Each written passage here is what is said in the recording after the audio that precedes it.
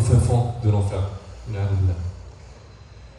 Face à tout ça, on va lui ouvrir sa porte qui mène à l'enfer. On lui dira, ça c'est ta demeure si tu étais des gens qui ont mécru. Ils vont l'ouvrir sa porte du paradis, on lui dit, eh bien ça, c'est ta demeure qui t'attend. Imagine-toi, maintenant tu pointes tes propres yeux, tu vois ton endroit au paradis. Chaque fois, فيها عينان تجريان فبأي ربكما تكذبان فيهما من كل فاكهة زوجان فبأي ربكما تكذبان متكئين على فرش بطنها من استبرق وجنتين فبأي ربكما تكذبان فيهن قاصرات الطرف لم يطمثهن إنس قبلهم ولا جان. Mais tu le vois de tes propres yeux. C'est pas juste, tu peux plus l'imaginer, tu le vois. Comment est-ce que tu te sens face à ça? Ils sont plus capables d'attendre. Ils sont plus capables d'attendre. Ils disent, Ya Allah, aqim as-sa'a. Vas-y, il faut, Ya Allah, fais en sorte que ça arrive maintenant. Et ça, c'est les gens qu'on pleure pour eux dans cette vie d'ici-bas. Par exemple, des proches qui sont partis, sachez qu'Allah, s'ils sont parmi les gens qui ont cru à Allah et qui ont eu la crainte, sachez que ces gens-là, ils sont plus capables d'attendre. Mais nous, au contraire, on tient à cette vie de nos propres, on ne veut pas la laisser.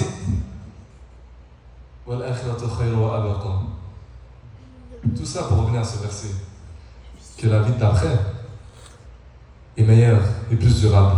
Et on a juste parlé de la tombe. Alors que dire de celui qui rentre au paradis? Que dire? Certes, la tombe est un bon indice de la demeure qui t'attend après. Certes, c'est vrai. C'est subhanallah. Maintenant, imaginez-vous dans cette vie, les gens, ils ne veulent pas mourir. Les gens, ils ont peur de la mort. Mais c'est juste, mon frère, tu crées Allah. C'est juste, tu cherches à savoir ce qui t'attend. C'est juste, tu t'intéresses.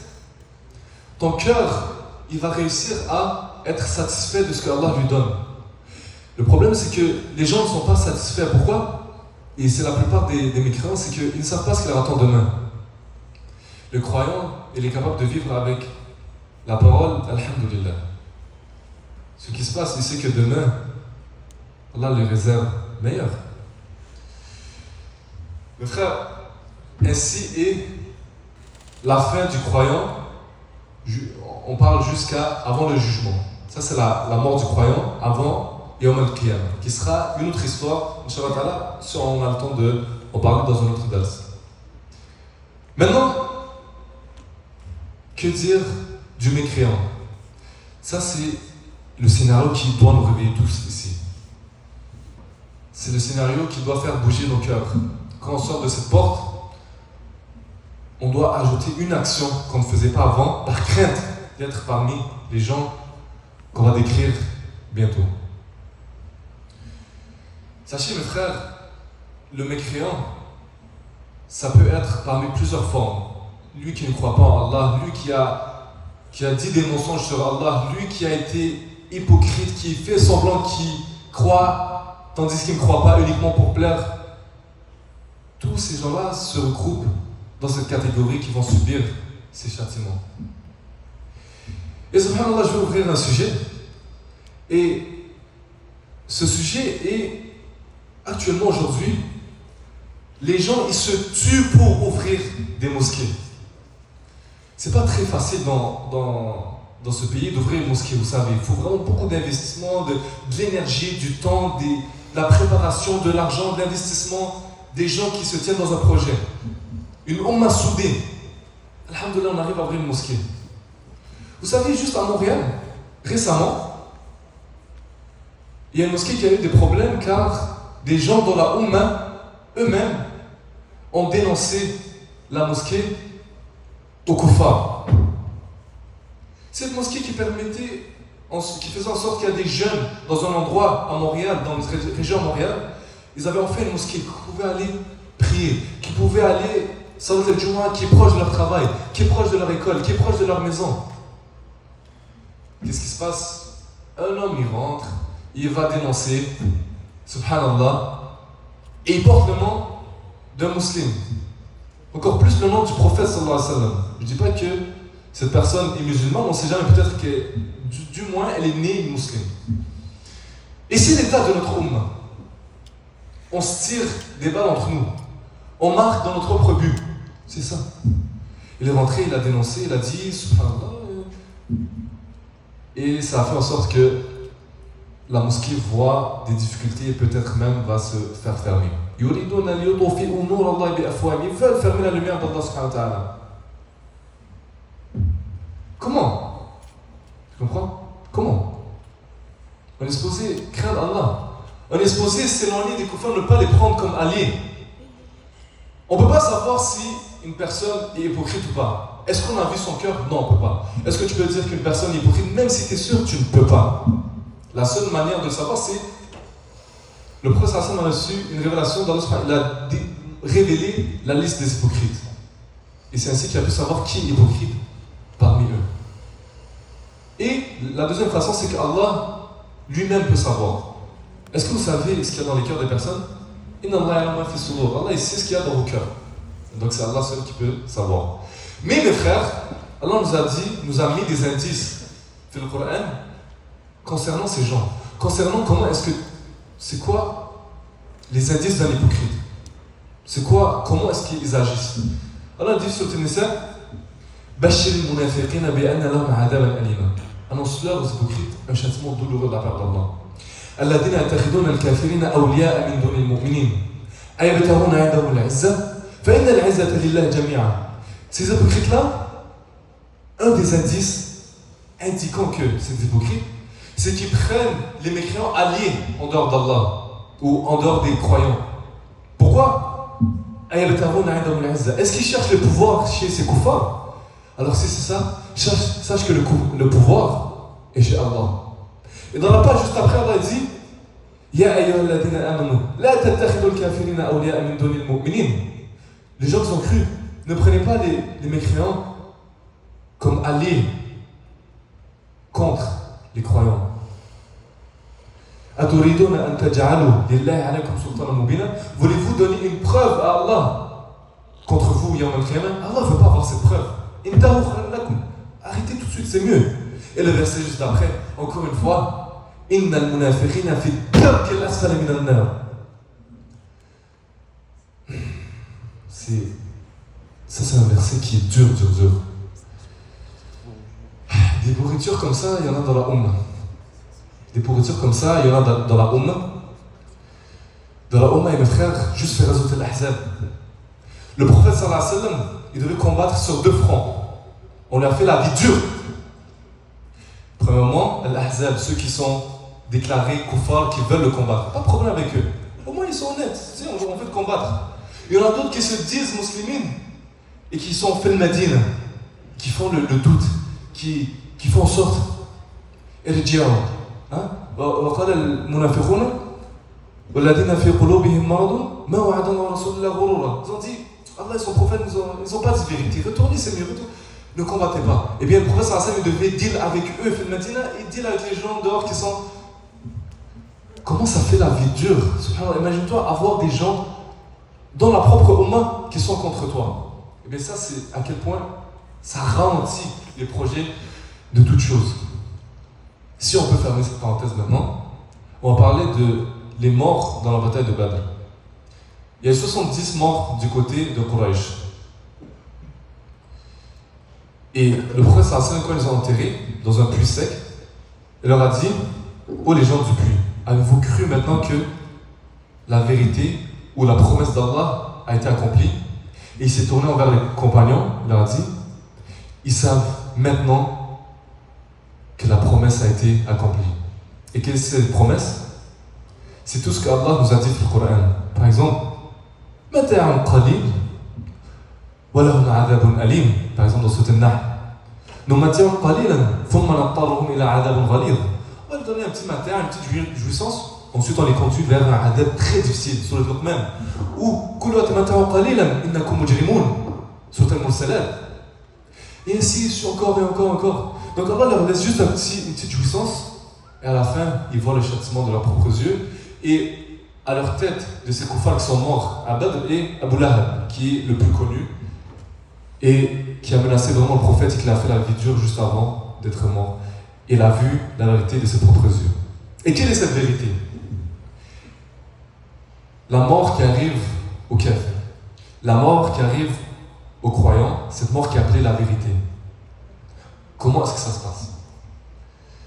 Comme que le croyant voyait des anges face à la mort quand la mort arrive, eh bien, le mécréant aussi va voir des anges. Mais mes frères, ce n'est pas des beaux anges. Ce n'est pas des beaux anges qui te réconfortent. Non, non, non. C'est des anges puants, laids, dégueulasses, pas beaux, sombres. C'est pas un, c'est pas deux, c'est pas 1000, c'est pas 1 million. C'est des milliards et des milliards et des milliards. Imaginez-vous les gens qui se remplissent d'orgueil et qui ne croient pas en Allah et qui ne veulent pas connaître la vérité. Et pour ces gens, la mort est juste écran noir. Et après, c'est le repos éternel. Imagine ces gens devant la mort maintenant, qui voient ces anges qui arrivent, pas beaux là. Comment cette personne va se sentir? Comment est-ce qu'elle va se sentir? Dans quelle peur va-t-elle être? Tu comprends? Sachez que un jour ou l'autre, ils vont voir ça de leurs propres yeux. C'est comme mon frère, t'as une petite bataille avec quelqu'un, tu vois, on va parler entre nous là. Il n'y a pas de parents. Après l'école, vous mettez un rendez-vous one-on-one là. On va se taper. Et la personne, elle amène des gars avec lui. Même si les gars ne vont pas te toucher, le fait qu'il n'arrive pas tout seul, ça met une petite pression là. Tu penses que tu vas te faire caler là, tu comprends? Imagine-toi, ces gars-là, c'est pas des gars, c'est des anges. Tu comprends? C'est pas des anges. C'est des anges épeurants. Alors imagine-toi le sentiment de crainte face à cette personne. Et face à eux, et l'ange de la mort qui est celui avec qui tu vas faire un one-on-one. C'est fini, c'est bon. Donc, comme l'ange de la mort a été ordonné de venir chercher l'âme, il va venir la chercher, malgré que tu veux pas. Bon gré, mal gré, il va venir la chercher. Cette âme, elle a vraiment peur. Face à cette scène atroce, elle ne veut pas sortir. Elle est partout comme ça, elle veut pas sortir. Mais l'ordre a été donné. Les anges, ils font ce que Allah leur a ordonné. Elle est venue pour chercher cette âme, il va la sortir. Qu'elle le veut ou non. Alors c'est là que le prophète sallallahu alayhi wa sallam nous explique comment est-ce que l'âme du kafir elle va sortir. C'est comme un bâton mouillé, un bâton je veux dire rempli de clous, tu vois les bâtons de bois, tu mets plein de clous et de la laine mouillée. Et on te dit sors cette laine, tu dois tirer. Tu vas tirer, c'est compliqué, elle craque, elle ne veut pas sortir. Et c'est ainsi que l'âme du mécréant va sortir. Elle devra sortir. Même si elle ne veut pas, elle devra. Et là, il n'y a pas des beaux anges à ses côtés qui vont dire patiente. Non. Il y a des anges qui vont juste lui donner une idée de ce qui va l'attendre juste après. Le mal, le châtiment et la mauvaise nouvelle. Et mon frère ne veut pas être parmi ces gens. Surtout pas. Surtout pas. Surtout pas. Il y a des gens qui ont peur de mourir. Il y a des gens qui ont peur de mourir. Par exemple, défendre nos frères palestiniens. Non, on ne veut pas. On veut mourir une belle mort, par exemple. Sache que juste l'âme qui sort, c'est pire que tout ce que tu as peur de cette vie d'ici-bas. Donc, tu as peur de quoi, Harry? Tu comprends? Et des gens ils disent, je veux avoir une belle mort. Harry, la vie d'ici-bas n'est rien comparé à ce qui attend après. Uniquement l'âme qui sort pour le croyant, le non-croyant, c'est encore pire que ce qui va t'attendre, qui peut t'attendre dans cette vie. Les gens ont trop peur de la mort, mon frère. Ils ont trop peur de la mort, mais ce qu'il y a après la mort, c'est ça qu'il faut avoir peur. Et le prophète sallallahu alayhi wa sallam a dit, préparez-vous pour ce jour. Pas pour les jours d'aujourd'hui où on veut avoir notre portefeuille en santé et tout. Non, c'est pas pour ça. C'est pour après la mort. Donc l'ange va sortir cette âme et va la déléguer aux autres anges qui sont effrayants et pas beaux. Comme qu'avec les croyants, mais eux, c'est des beaux anges. Ils vont monter et l'ascension va commencer. Maintenant, mes frères, les anges dans les cieux, ils vont maudire cette âme. Ils vont invoquer Allah. Ya Allah, fais en sorte que cette âme, pas belle, dégueulasse, puante, mécréante, désobéissante, ne passe pas à côté de moi. Créature parfaite ne veut pas se mélanger avec quelque chose de pas bon. Ils vont demander, Ya Allah, fais en sorte que cette âme ne passe pas à côté de moi. C'est là que, chaque fois que cette âme monte dans le ciel, les anges vont dire quelle est cette atrocité, c'est quoi ça? Et ils vont désigner, ça c'est tel, fils d'un tel, avec les pires noms de cette vie d'ici-bas. Que même toi, si tu entends, tu vas te dire, pourquoi il m'appelle comme ça, lui? Pourquoi? Tu comprends? Ils vont pas dire un mauvais accueil, c'est pas un bel accueil, un mauvais accueil. Donc ils vont l'envelopper dans une robe de tissu de Jahannam, de feu, et c'est parti pour une mauvaise aventure. On arrive maintenant au premier ciel. Cette âme va vouloir rentrer. Non, l'ange ne va pas vouloir ouvrir. L'ange gardien de cette porte ne va pas vouloir ouvrir. Une âme qui pue le pire des cadavres décomposés. Non, je ne veux pas ouvrir. Elle ne va pas passer, qu'elle veut ou non.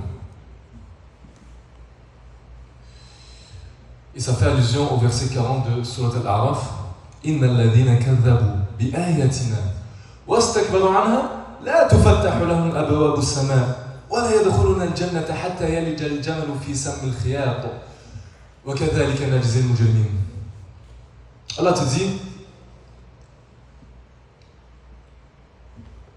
les gens qui ont mécru en le verset et qui sont remplis d'orgueil face à ces versets, les portes des cieux ne leur seront pas ouvertes. Et ils ne vont pas rentrer le paradis jusqu'à... Il te met une condition ici. C'est quand qu'ils vont pouvoir rentrer au paradis jusqu'à... Vous voyez ce qu'est le Jamal? Les savants, ils ont dit, la plupart des savants, ils ont dit, El Jamal, dans cette ayah, c'est la corde qui tient les bateaux dans un quai. Pour tenir un bateau, il faut un gros diamètre, là. C'est pas une petite corde de tissu, là. C'est une grosse corde. Tu dis, la seule manière qu'elle va rentrer au paradis, c'est que cette corde rentre dans l'aiguille, le trou de l'aiguille pour coudre. Donc jamais. Jamais. Et si tu veux le Jamal, qui veut dire aussi dans la langue arabe le chameau, el Jamal aussi, le chameau ne rentrera pas dans le trou de cette aiguille. Donc ces gens-là ne vont jamais rentrer au paradis. Et le verset d'après, et l'enfer leur serait comme lit, l'enfer. Et sur eux, ils ont une couverture de voile des ténèbres, des flammes de l'enfer. C'est pas bon, pas du tout. Allah, il va ordonner maintenant que son nom soit inscrit fi Sijjin. Allah te dit, leur livre sera fi Sijjin. Et qu'est-ce que tu sais quoi Sijjin? C'est un bas degré de l'enfer. Kitab al-Marqoum, donc rien ne sera ajouté à leur livre, à leur record de œuvres. Rien enlevé, rien ajouté, et c'est fini, on ferme tout, aucune modification. Allah va ordonner à ce que cette âme descende sur terre, mais mon frère, ce ne sera pas comme le croyant, il va bien descendre, belle vie. On la jette du ciel jusqu'à à terre. Elle va sentir la souffrance. C'est pas, elle descend. Elle tombe pas du 20e étage, là. Elle tombe pas du Burj Khalifa. Elle tombe du ciel, de l'univers, là, elle tombe pas. Elle descend dans la tombe pour rejoindre le corps. Allah te dit dans Sourate Al-Hajj, وَمَا يُشْرِكْ بِاللَّهِ فَكَأَنَّمَا خَرَّ مِنَ السَّمَاءِ فَتَخْطَفُهُ الطَّيْرُ أَوْ تَهْوِي بِهِ الرِّيحُ فِي مَكَانٍ سَحِيقٍ. Et quiconque est associé avec Allah, c'est comme si il tombait du ciel et que les oiseaux le happaient. Donc vous voyez quand le prophète Hassan a fait allusion à ce verset, c'est comme si les oiseaux le happaient, donc il le découpe comme ça en morceaux. Ou que le vent le précipitait dans un abîme très profond. Et ça, un abîme profond, c'est comme un trou profond qui est vraiment épeurant. Maintenant, l'âme, elle rejoint le corps. Comme le croyant, elle doit subir ce test. Elle doit le subir. Elle entend ses compagnons qui partent, et les deux anges effrayants, pas amicaux, pas accueillants, pas rapporteurs de bonnes nouvelles arrivent. Ils arrivent, ils vont lui dire, ils vont l'asseoir, ils vont préparer la salle pour un questionnaire. Le même questionnaire qu'on a vu tantôt. Mais là, ce ne sera pas une bonne fin. On va dire, qui est ton Seigneur? Même si la personne est née musulmane, a grandi dans une famille musulmane, ce n'est pas ta connaissance qui va te permettre de répondre, mais c'est ton cœur, ta croyance. Et il va bégayer, genre... même s'il y a la réponse au bout de la langue, il ne va pas pouvoir la sortir. Ils vont passer à la deuxième question. C'est quoi ta religion? On a déjà entendu, on nous a déjà raconté cet événement. Il faut encore se le raconter, il faut encore avoir peur de ce moment que ce soit nous. Subhanallah, c'est comme feuille blanche dans un examen. Feuille blanche. Mais là, c'est pas un examen, tu sors et tu vas manger une crème glacée pour oublier. Là, après, c'est pas. T'es fini là. Troisième question. Quel est l'homme qui a été envoyé envers toi? Qu'est-ce que tu sais de lui? Il ne va pas savoir répondre encore une fois. Même si la personne s'appelle Mohammed, tu ne vas pas pouvoir y penser. Ton cœur, s'il n'a pas Ati'u Allah, Ati'u Rasoul, tu l'as pas, mon frère. Tu l'as pas.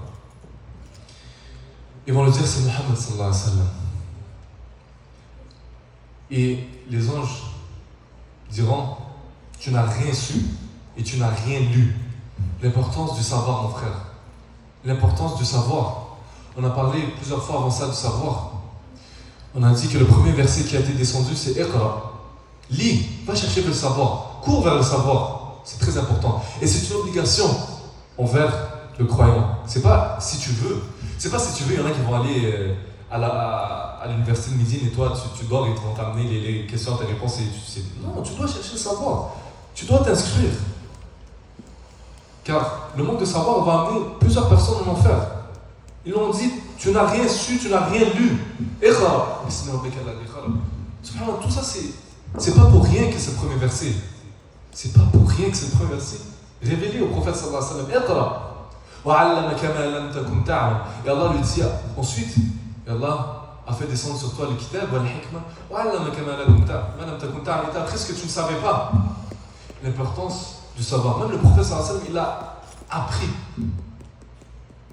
Il n'a pas tout su dès le début. Donc, un appel du ciel dira, mon serviteur a menti. Étalez-lui une couche de feu dans sa tombe et ouvrez-lui une porte vers l'enfer. Et les flammes de l'enfer vont atteindre sa tombe une chaleur mortelle, une chaleur immense. Immense. La tombe de tous les côtés vont fermer ses côtes. Elle va se fermer sur lui, ses côtes vont se croiser. C'est compliqué là, ça se complique. Mes frères, ne croyez-vous pas Allah quand il dit وَلَا تَحْسَبَنَّ اللَّهَ غَافِلًا عَمَّا يَعْمَلُ الظَّالِمُونَ إِنَّمَا يُؤَخِّرُهُمْ لِيَوْمٍ تَشْخَصُ فِيهِ الْأَبْصَارُ. Pensez-vous qu'Allah ne va pas vraiment donner aux croyants ou aux injustes ce qu'ils méritent, ce qu'ils ont sémé? Et ça, c'est uniquement la tombe qui se ferme sur lui. C'est pas Jahannam qui hurle et qui le prend. Non, c'est pas encore le hisab là, c'est juste des petites préparations. C'est juste l'âme qui sort. C'est juste l'âme qui le torture. C'est le moment, par exemple, si on parle de Shaul, l'ancien premier ministre des sionistes nazis, celui-là, Allah va réserver une mort uniquement juste lors de sa mort. Imaginez-vous comment est-ce que ça devait être terrible, l'âme qui sort. C'est juste un exemple parmi d'autres. Nos frères qui sont tués par certaines personnes là, qui pensent que dès qu'un soldat il tombe au combat parmi les sionistes, il le poste sur Twitter et dit repose en paix. Quelle paix là? Il n'y a pas de paix là-dedans, il y a juste du décomposage là-haut. Il n'y a pas de paix. Ne pense pas qu'Allah va laisser. Patience, Allah ne va pas perdre ta récompense, ne va pas perdre ton haq. Celui-là qui t'a fait du mal, attends juste qu'il descende dans la tombe. Attends juste.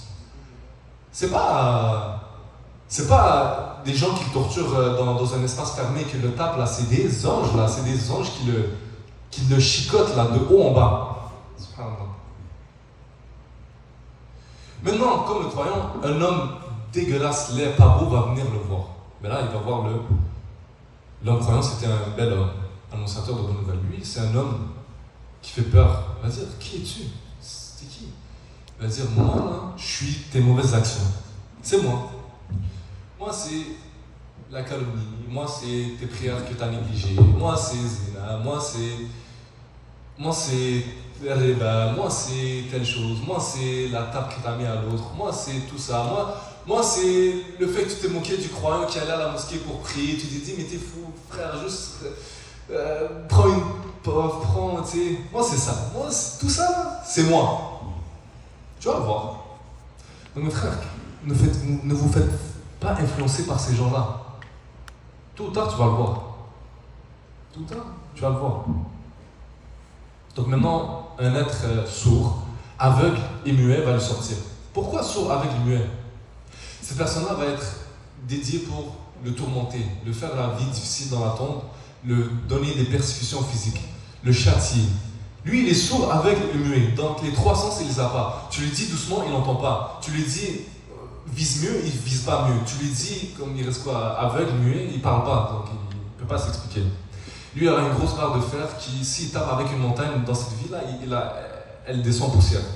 Donc chaque fois qu'il va taper le défunt, cette âme mécréante, cette âme va pousser un cri tellement horrible que tous les cieux, le ciel, tout l'univers va l'entendre, à part les djinns ou les insans, car nous ne pouvons pas accéder à ce monde invisible.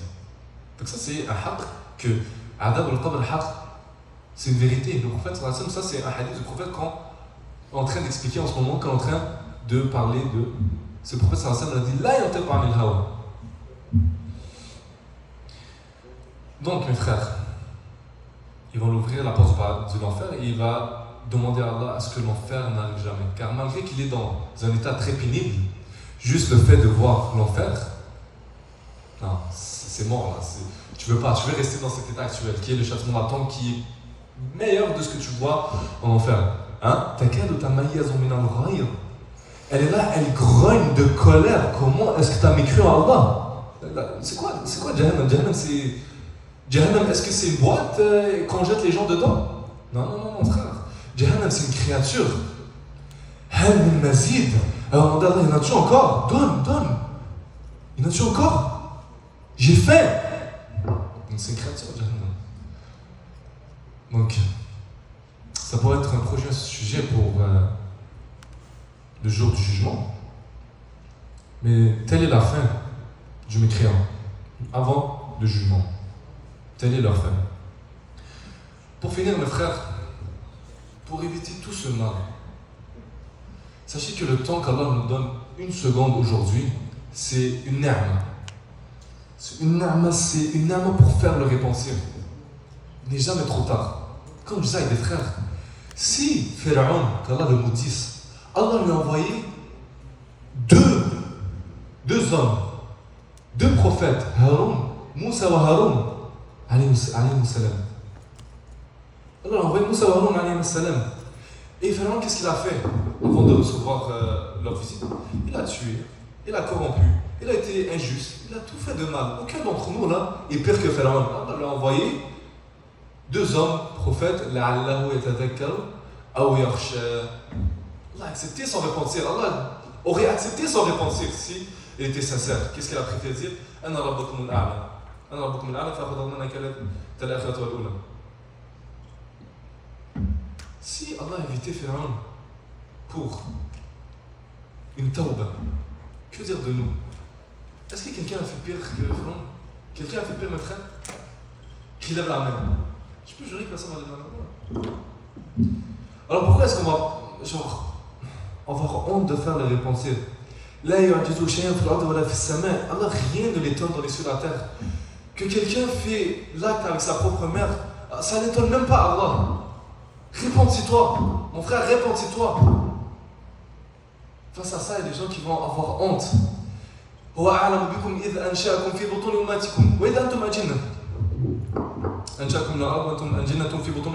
il sait qui vous êtes dans les ventres de vos mères. Il sait tu es tel, tu vas faire tel. Donc les gars, mes frères, juste pour faire court, n'ayez pas peur de repentir, n'ayez pas peur, n'ayez pas honte de vous repentir, c'est ce que j'essaie de dire. Donc le repentir, il ferme les portes une fois que la mort arrive, une fois que l'agonie de la mort arrive à la gorge, comme que Pharaon a dit maintenant et avant tu étais parmi les gens qui font le mauvais, le mal. Pourquoi Allah n'a pas accepté sans repentir? Parce qu'on entend souvent ça, Allah n'accepte pas repentir de tout le monde, il n'a pas accepté à Pharaon. Non, Allah n'a pas accepté à Pharaon sans repentir parce qu'il s'est repenti à la mort. إنما التوبة على الله للذين يعملون السوء بجهالة ثم يتوبون من قريب. Donc ils vont se repentir après, tout de suite. وليست التوبة للذين يعملون السيئات حتى إذا حضر أحدهم الموت قال آمنت الآن. Donc la tawba n'est pas pour ceux qui font les mauvaises œuvres et qui vont se repentir uniquement à la mort. Donc à la mort c'est fini les frères. Donc en somme, en conclusion, la mort est un passage obligatoire. Et récemment, subhanallah, il y a quelqu'un qui m'a appelé juste hier pour me dire la mort de son fils qui était malade. Donc ce sera un enfant parmi Ahl al-Jannah, du moins qu'on peut être content d'eux. Qu'Allah donne la patience à son père, c'est ce qu'on peut dire. Donc la mort est un passage obligatoire pour nous tous. On sait tous qu'il y a beaucoup de gens qui ont peur du rappel de la mort. Beaucoup de gens qui disent laisse-nous vivre un peu, rappelle-moi pas de la mort. Mais le prophète Hassan nous a dit augmentez le rappel de la mort. Augmentez. Il y a des gens aujourd'hui qui se disent frère, je suis bien, j'ai ma santé et tout, rappelle-moi pas la mort. Pourquoi tu m'annonces la mauvaise nouvelle? Non frère, rappelez la mort. C'est comme ça que vos cœurs ils se tiennent à Allah subhanahu wa ta'ala. Les bonnes actions, toute bonne action, tu peux même $1 de sadaqa, sache que tu vas le voir. Les bonnes actions, augmenter. Comme le prophète sallallahu alayhi wa sallam a dit, demander à Allah le refuge contre Adab al-Qabr. Donc on demande à Allah اللهم إنا نعوذ بك من عذاب القبر يا رب العالمين. اللهم إنا نعوذ بك من عذاب القبر. اللهم إنا نعوذ بك من عذاب القبر. اللهم آتنا في الدنيا حسنة وفي الآخرة حسنة وقنا عذاب النار. اللهم اجعل الموت راحة لنا يا رب العالمين. اللهم يا حي يا قيوم اجعل الموت راحة لنا يا رب العالمين. اجعل الموت راحة لنا يا رب العالمين. اللهم آتنا حسن الخاتمة. اللهم آتنا حسن الخاتمة. اللهم آتنا حسن الخاتمة يا رب العالمين. اللهم يا مقلب القلوب ثبت قلبي على دينك. ثبت قلوبنا على دينك. ثبت قلوبنا على دينك. ثبت قلوبنا على دينك يا رب العالمين. اللهم ارحم المسلمين والمسلمات الأحياء منهم والأموات. اللهم ارحم موتانا يا رب العالمين. ارحم موتانا يا رب العالمين. ارحمهم برحمتك الواسعة التي وسعت كل شيء.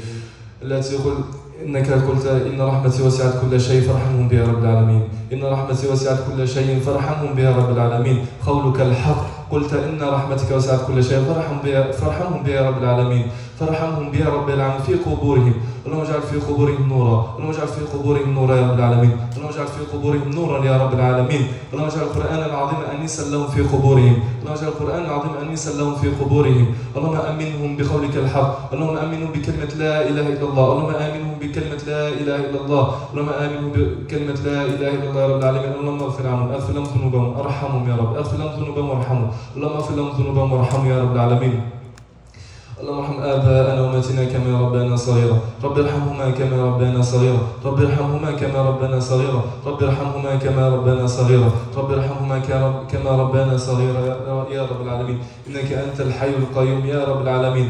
اللهم آتنا كتابنا بيميننا. اللهم آتنا كتابنا بيميننا. اللهم آتنا كتابنا بيميننا. اللهم آتنا كتابنا بيميننا يا رب العالمين. اللهم اجعل الذين يقولون هاؤم اقرءوا كتابيه إني ظننت أني ملاق حسابيه فهو في عيشة راضية في جنات على. رب اجعلنا منهم يا رب العالمين. اجعلنا منهم واجعل آباءنا وأمهاتنا منهم يا رب العالمين. اجعل آباءنا وأمهاتنا منهم يا رب العالمين. اللهم انصر إخوانا في فلسطين. انصر إخوانا في فلسطين. اللهم دمر عدوهم يا رب العالمين. دمر عدوهم كما دمرت عاد وثمود. اللهم أرنا فيهم يوما أسود يا رب العالمين. انصر إخوانا في فلسطين. تقبل شهداءهم يا رب العالمين. تقبل شهداءهم. تقبل شهداءهم يا رب العالمين. اللهم انصرهم على عدوهم. تقبل شهداءهم يا رب العالمين. اللهم انك عفو تحب العفو فاعف عنا. فاعف عنا يا رب العالمين. فاعف عنا انك انت. اللهم انك عفو تحب العفو فاعف عنا. ان الله وملائكته يصلون على النبي يا ايها الذين امنوا صلوا عليه وسلموا تسليما. والحمد لله رب العالمين. بارك الله فيك.